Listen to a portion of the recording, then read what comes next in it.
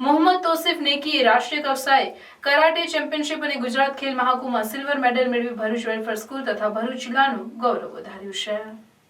Nihon Shotokan karate association કે જે karate India organisation અને કરાટે ડોક્ટર ફેડરેશન ગુજરાત દ્વારા પ્રમાણિત છે, જેના દ્વારા 13મી રાષ્ટ્રીય કરાટે ચેમ્પિયનશિપ તારીખ 26 જાન્યુઆરી 2024 થી 28 જાન્યુઆરી 2024 દરમિયાન આણંદ ગુજરાત ખાતે યોજાયેલ અને ફેબ્રુઆરી 2024માં ગુજરાત ખેલ મહાકુંભ 2024માં જિલ્લા સ્તરે મોહમ્મદ તોસિફ નેકીએ સિલ્વર મેડલ મેળવીને ભરૂચ વેલફેર સ્કૂલ તથા ભરૂચ જિલ્લાનું નામ રોશન કરેલ છે।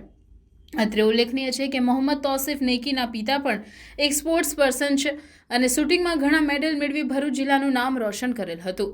મોહમ્મદ તોસિફ નેકી આ મેળવેલ સિદ્ધિનું શ્રેય સૃષ્ટિના સર્જન કરનાર પછી માતા પિતા અને ભરૂચ વેલફેર સ્કૂલને આપે છે।